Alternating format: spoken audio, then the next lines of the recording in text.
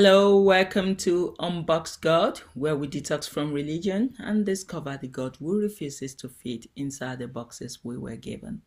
I'm Tolu Sarah Jensen, and here we explore who God really is beyond fear, beyond formulas, and beyond everything we were taught to perform.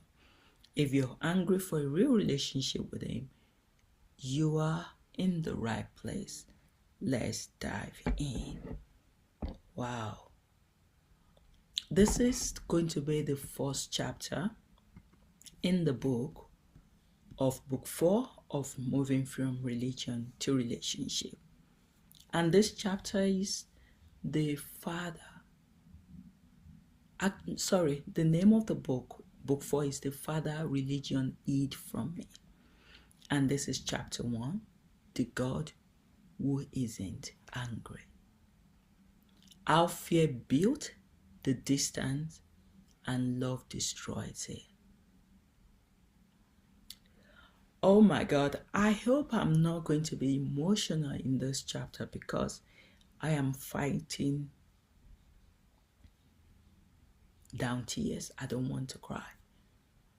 But this has been my journey for the past 2 years plus now. That religion did not show me the right God.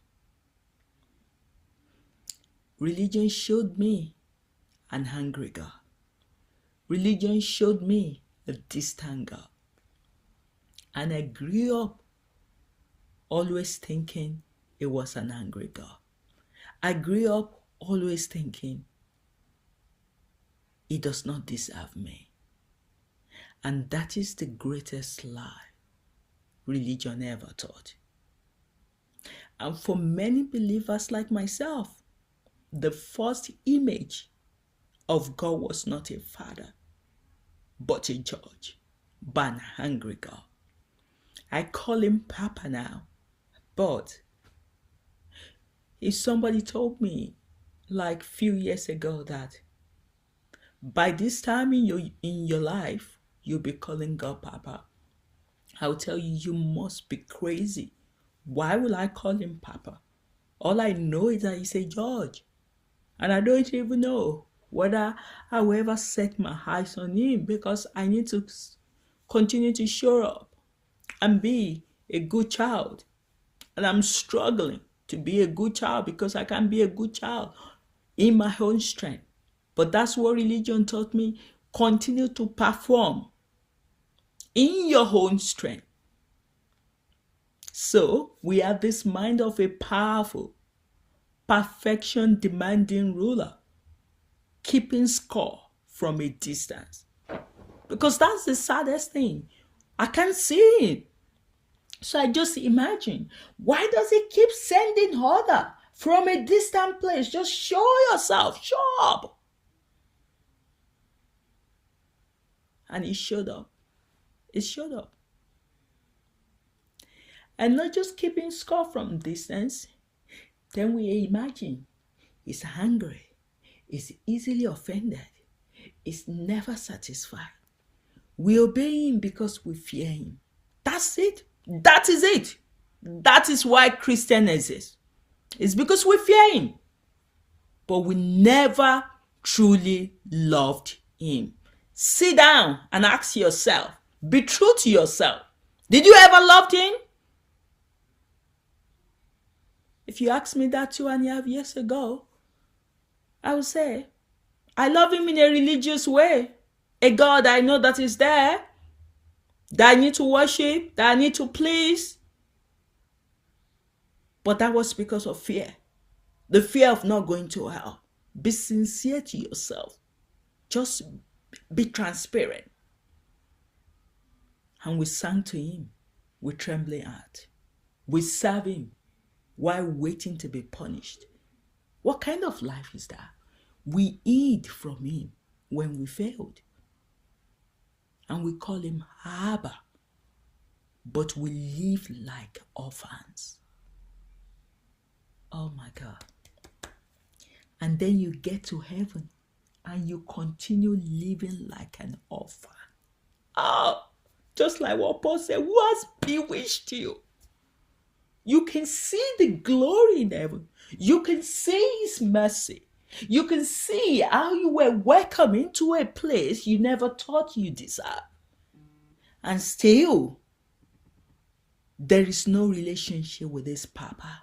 And you're so satisfied living on in that condition. You're living on religiously. And religion just told us fear is reverence. That's what they fear is reverence. Fear is not reverence. I feared him, but at the same time, I was still disobedient. So what kind of reverence is that? But fear is not even honor. Fear is distance. And that's what we've done. We've distanced ourselves. Fear never bats relationship. Fear only bats slaves. And that is who you have presented yourself to God. That you are a slave. Even though you are a child. You are his beloved daughter. You are his beloved son. But you don't see yourself. So, religious gave us something different than what Jesus revealed in the parables. Religion painted him as demanding, as harsh, as unpredictable, as impossible to please.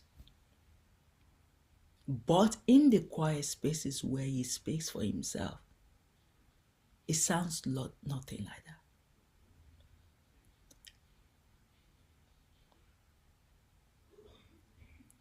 He said to me, Tolu, I never dream of raising a robot. I dream of raising children. And that was because I pressed him so many times, Father, why is there free will? Free will has damaged the world. And he keeps coming back to say, Tolu, I never dream of raising a robot. And I know he made a good decision not to make us robot, but that decision has cost him hugely. He's not obsessed with obedience. He doesn't care whether I disobey him, because I do. I do disobey. I don't listen to God all the time. Don't ever think I listen to God all the time. But he's obsessed with connection. He's obsessed with connection. He's obsessed with me. He's obsessed with each of his children. And he wants connection. He wants connection with you. He would rather have your questions than your Christian performance. Yes, he would rather hear your honesty than see your mask of holiness.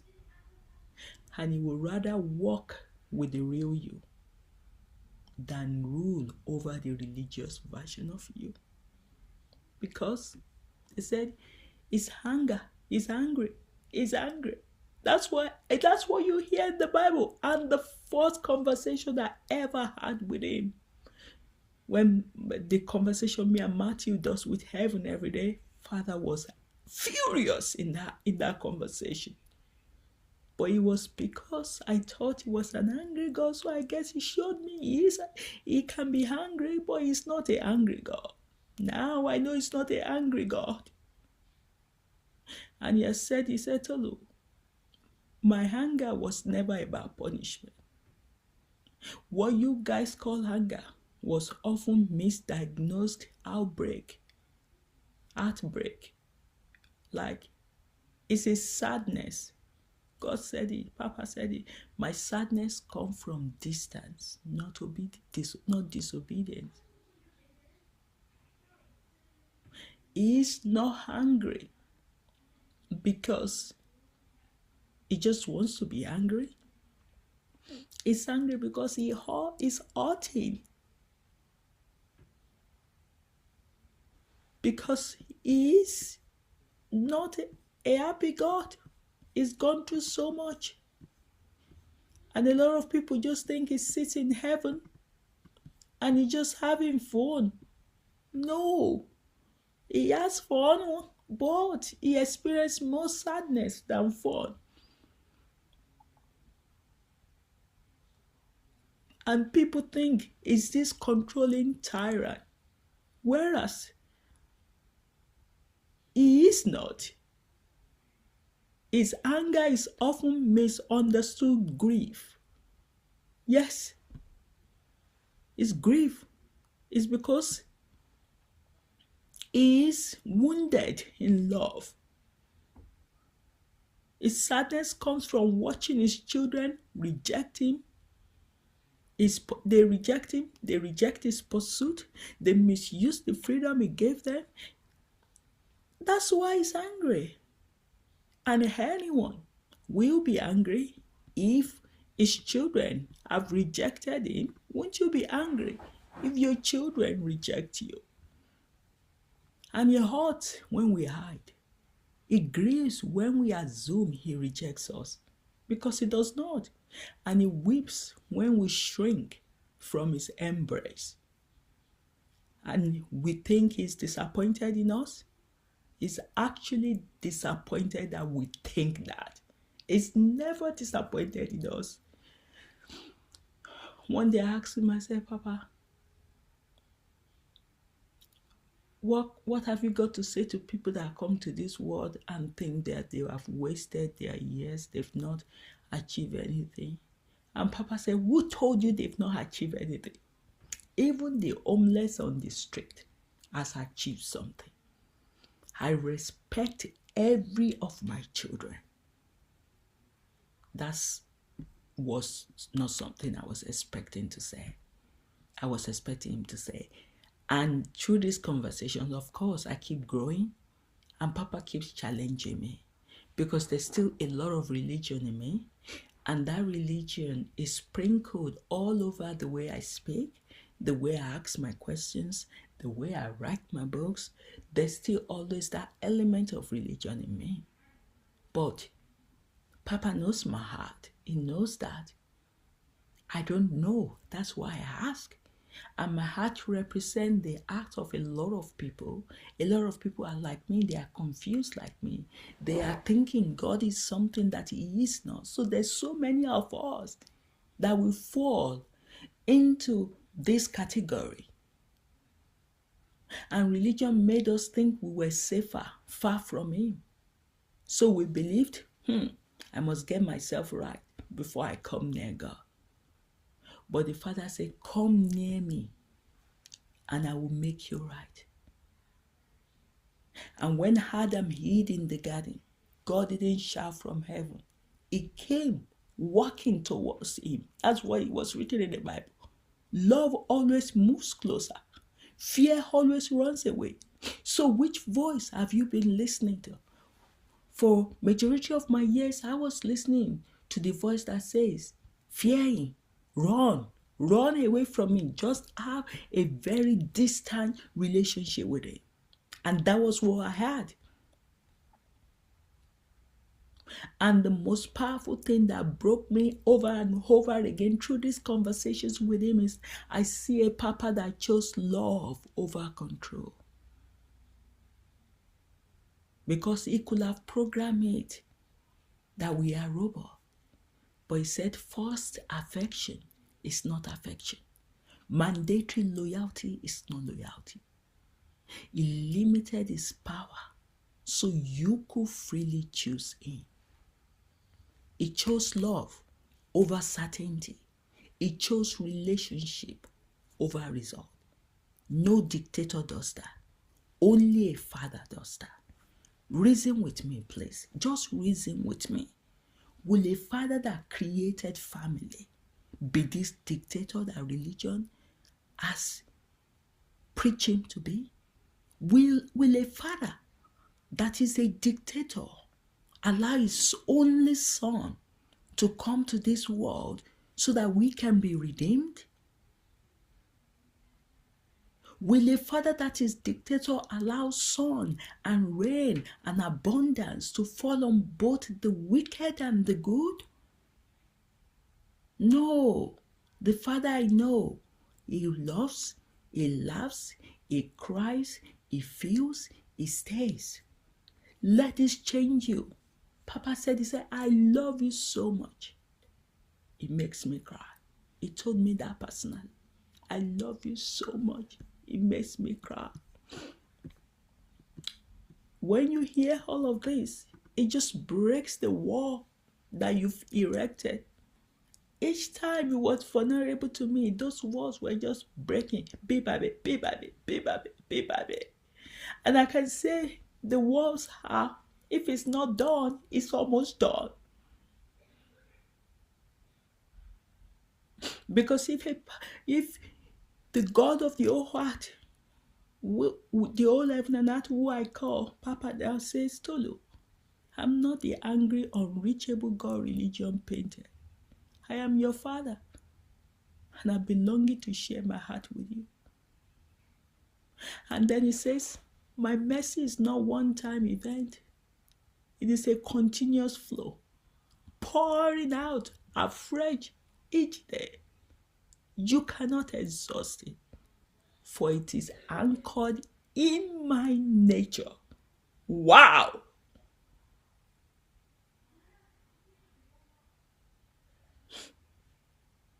God is a loving God. We've been sold the wrong God. And I know this causing me deep sadness, because it takes a while to change that perception about Him. He doesn't love us from a throne. He loves us from His heart. He is the Father who sits with you in grave, who enters your humanity, who asks gentle questions, who holds you when you tremble, who delights when you simply show up. Yes, when you just simply just show up, He's so delightful. You know, a lot of us, or let's say there is something in the news, Meghan Markle. If you know her, you know that she's not spoken to her father for maybe 7 years now. And the father is currently unwell. And he said, please, I just want you to speak to me one more time.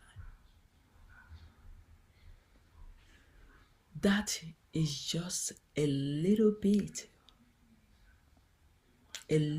just a tiny bit about how God feels. He cries, He weeps, He's just saying, please, my daughter, please, my son, just give me 5 minutes, just 5 minutes of your time. I wish.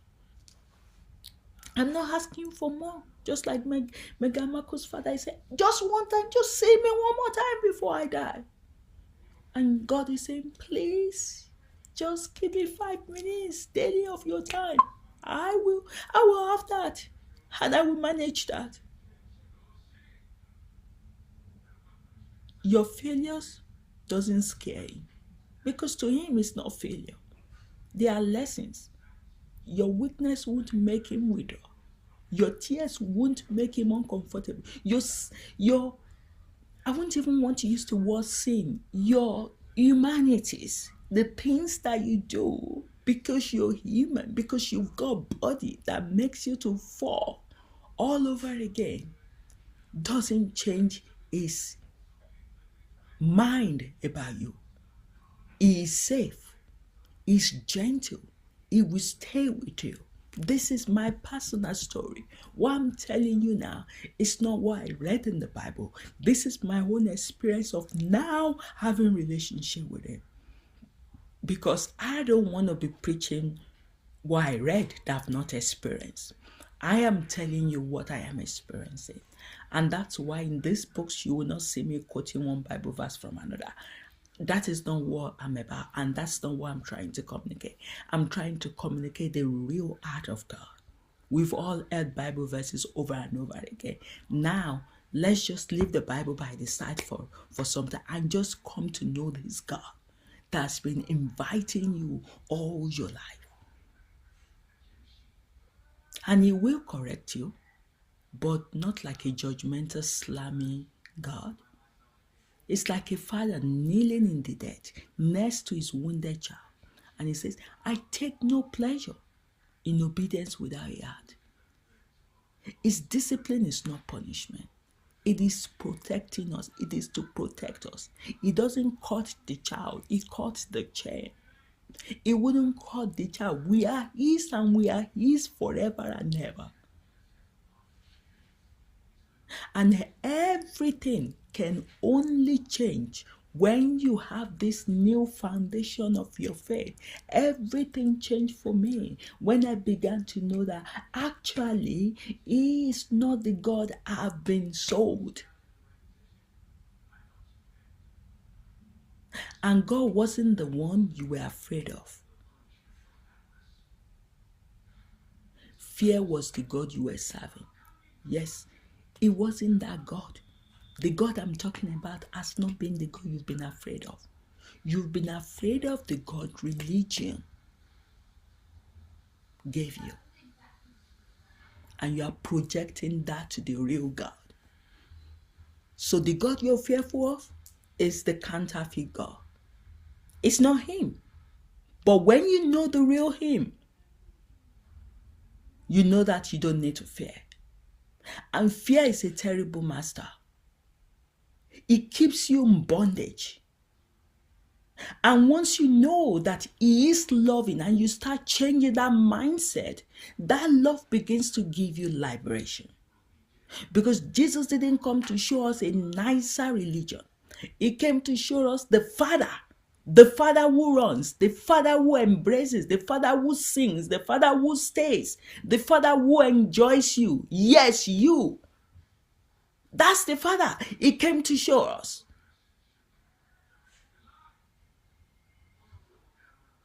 And all this time, you thought God was standing behind lightning bolt, waiting to strike you. But when the storm hit your life, you looked up and found him holding the umbrella over you. That's my story. I've told you in previous chapter when my husband passed on, I thought I've done something terrible. And that was my punishment. Even thinking about it now, it looks so absurd for me to think like that. That I am serving a God that will punish me by taking my husband. It's sad. And I know it really makes him sad. And repeating it, that makes me look stupid. But one thing I've learned in this journey is to be transparent. I will be transparent about my life. I will be transparent about my story so that you can learn from me. And when I saw him, instead of me experiencing storm, or instead of him being angry with me, it showed up in a different way. It showed up in a way that I saw the love dripping down from him. And I could not continue to hold on to that preconceived notion, those misconceptions that he is an angry God. Because it was never the danger. It was always the shelter. And he has been my shelter. He's the one that has embraced me. He's the one that has kept me going when my husband has gone home.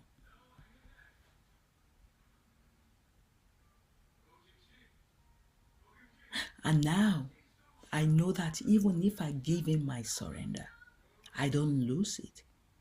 I am finding the version of myself I have been dreaming of seeing since the beginning. And that's been my story. I've come to find a version of me that I never knew existed. And Papa is saying my children suffer because they choose the outer part. They are choosing the wilderness because they think I am a terrible God. And they run away from me. But when he's saying, I love you, I love you, what do? Are you going to let go all of those misconceptions that you've built about him?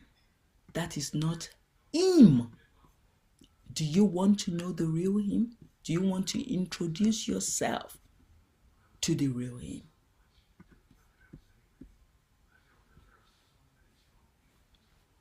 Do you believe that He loves you? Do you believe that He cares for you? Because this is a God that forgives sinners. He forgives us before we even repent. He heals us before we ever promise to follow Him. Because we use Him all the time anyway. He restores failures who betrayed Him. Yeah. He defended the broken in public. He called the fearful friends. Yes. He did not shout judgment. Since I've known Him, all He talks about is love. He didn't push Thomas for doubting. He invited him to touch the scars. He didn't condemn Peter for denying. He cooked him breakfast by the sea. He didn't destroy the woman caught in an adultery. He protected her from the stones of holy people. And you might say, oh, but that was Jesus, but that is God. Jesus is a reflection of God. And that is the Father that we are serving. And there needs to be a turning point where you wake up and begin to see that the fear that shaped your spirituality is not real. And you start recognizing that His correction is not love. His correction is love, rather, not punishment. His discipline is protection, not rejection. His silence is presence, not abandonment. And His heart towards us was never disgust, never impatience, never disappointment, only love. Deep, stubborn, unstoppable love. Yes, I will call Papa's love stubborn, because a lot of times I say, what about if the person does this? Will you stop? Saying, no, I will still love. And you cannot fall out of that love. A love that you never earned. You can't fall out of that love because you never earned it. He gave it abundantly. And God is loving you. Because you are His child. He isn't loving you because you're worthy. You're worthy because He loves you. Yes, you are worthy because He loves you. His love does not start when you behave, does not weaken when you struggle, and does not pause when you sin. It does not break when you break. You did not qualify for His love. You cannot disqualify yourself from it. So please, please stop disqualifying yourself from it. Please. And everything changes in your spiritual life when you begin to believe that God is safe. I see Him as a safe Papa that I can run to His laps. Safe to run to. Safe to cry with. Safe to ask questions. Safe to be imperfect. Safe to be fully you. This is where relationship begins, not with effort, but with safety. Not with fear, but with affection. Not with performance, but with presence. So please, God is calling you. He's telling you. He's saying, my child, I am love, not rules. I'm not distant. I'm not disappointment. You do not lose yourself in surrender. You find who I dream you to become. Come closer. I'm not hungry. I've been waiting to hold you. And all this time that you thought God was standing behind lightning bolts, waiting to strike, He's telling you, I've been pouring my love on you.